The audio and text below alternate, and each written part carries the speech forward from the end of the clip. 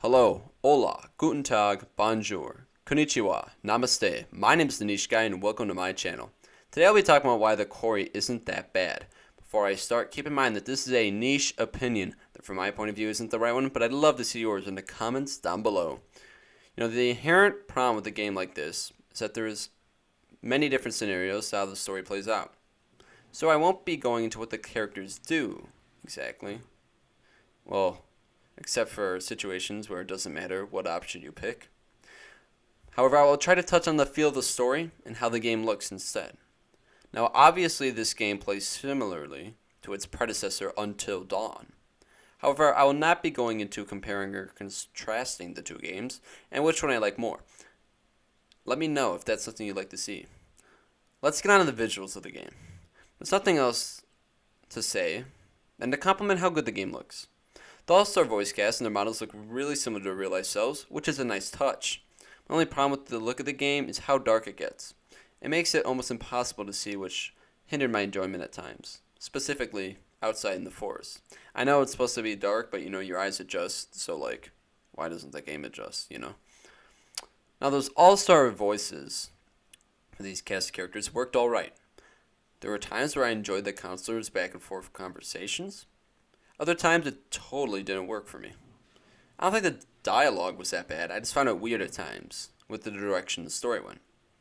Ah, yes, the story. I'm very confused on certain aspects of it and the world building at play here. I kind of probably should have warned that I would be going into spoilers. So if you don't want to hear how the story plays out, click off this video and maybe check out one of my other content. Or some of my other content. Sorry about that. With that out of the way, I want to dissect the Hackett family and their motivations. Obviously, spoiler alert, by the way, it makes sense for them to try to cure their family members and hunt down Silas. But I have a couple questions with this. For one, why did they not tell the counselors their motivations earlier? Why do they have to go out of the way why do they have to go out of the way to be super scary for literally no reason? I don't really understand how that makes any sense. Also, why didn't they lock up the kids of Chris Hackett? You saw them change, sorta. So, you kind of saw them be all monster form. But I feel like you could have had better precautions. Another question I had was, why was it so hard to find Silas? And why was the ending so abrupt and almost forced? I feel like that's a problem with a lot of these games is that there's no resolution. A lot of these games completely miss out on any sort of resolution. It's just the good guys win. But you develop all these characters to an extent.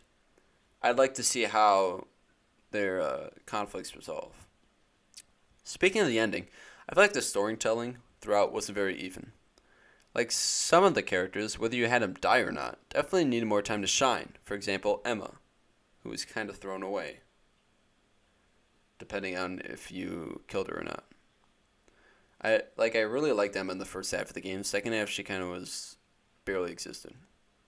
And then some characters, felt wasted at the end. When you reunite Laura and the cop to truly put an end to the problem, characters like Abby, was that her name? Yeah. Abby didn't really do anything at the end of the game. Except for, go in the security room, I guess. But yeah.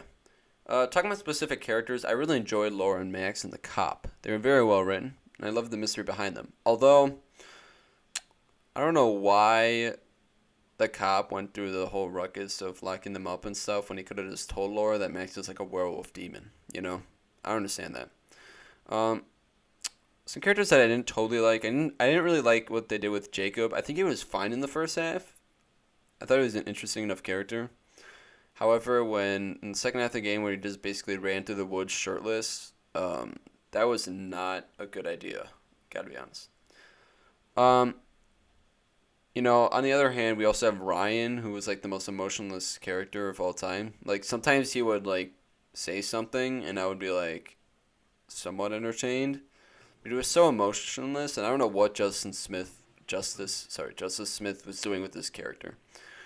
I also did not really care for the curator of this story, Elisa. And I don't know who wouldn't kill Silas at the end of this game. Like, in all honesty. I like the nod to Pamela Voorhees from the first Friday the 13th and how this was like a summer camp type feel to it. Voorhees. I think Elisa's last name is Vorez. So, there's obviously a connection there. But, I don't think it really worked that well, in my opinion. Now, finally, I'm going to talk about the horror of this game, and it definitely had some spooky moments. I cannot lie. This game isn't nightmare fuel by any stretch of the imagination, but there were some tense moments in here, which made me enjoy the game a little bit more. Anyways, that's all I have. Well, that's all. Talking. Anyways, that's all I have for you today. So if you enjoyed the video, please hit the subscribe button. And if you haven't already, comment down below what you think of the Quarry. Have a good day and keep it niche.